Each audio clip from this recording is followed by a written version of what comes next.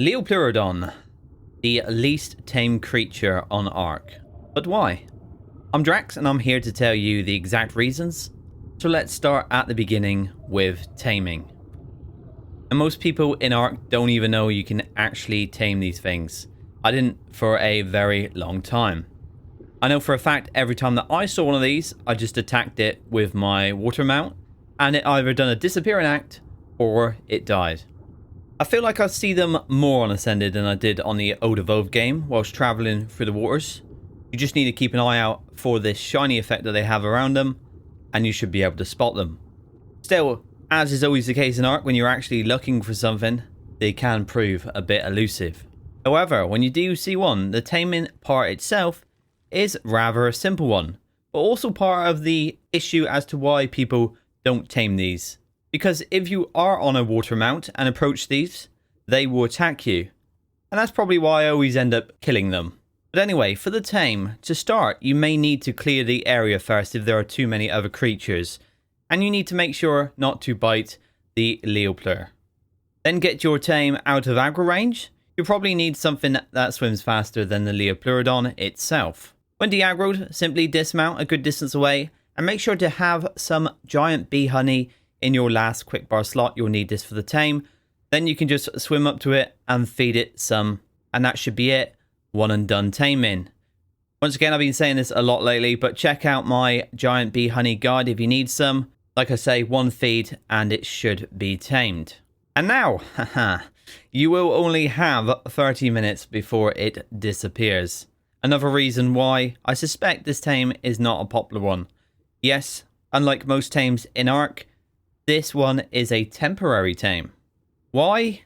Well, because it grants you a 6-hour shiny skin buff every time you ride it during those 30 minutes.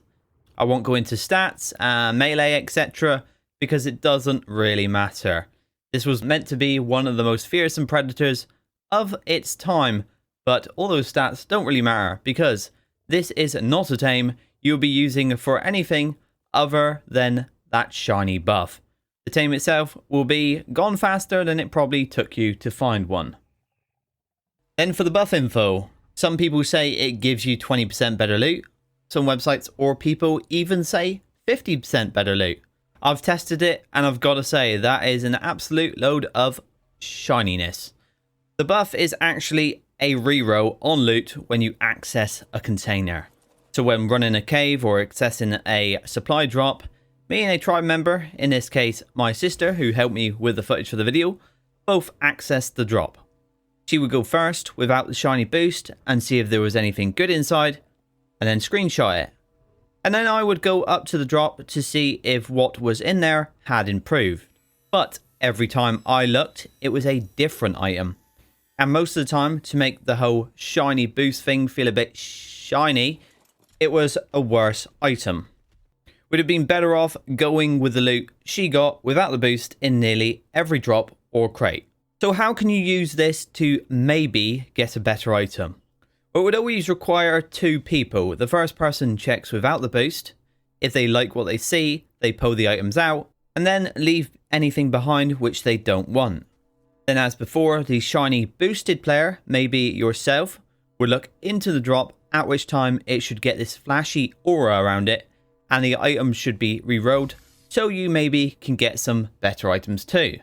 Just make sure that when the first person goes into the drop or loot crate inventory, there is no aura around it, as it seems to apply the reroll boost when you are standing close by, so you may have to back away a bit when they first access it.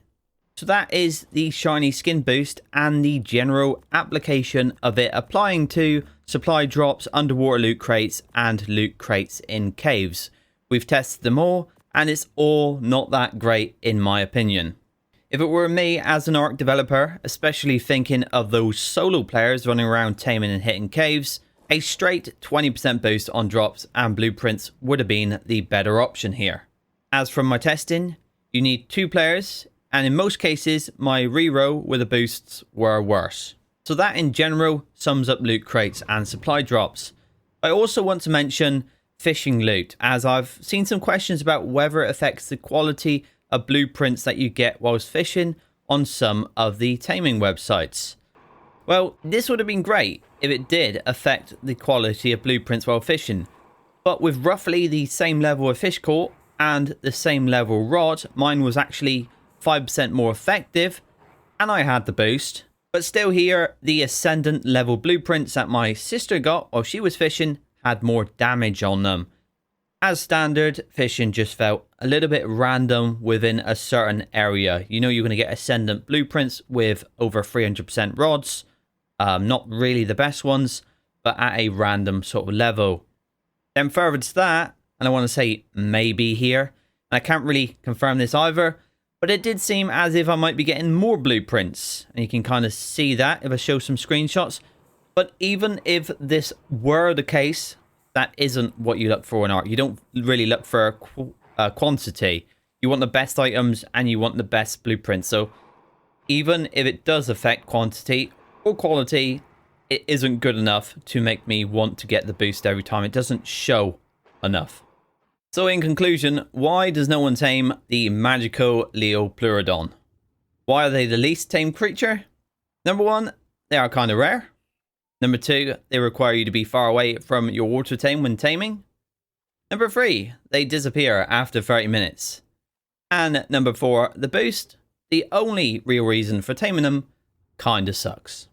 And on that note, we will end the video there. Hopefully, it's at the very least been entertaining, and you of course now have all the info that you need to tame one yourself. See how shiny it is. Maybe let me know your thoughts on the Liopleurodon if you do try the boost out.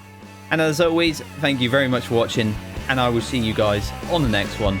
Bye for now.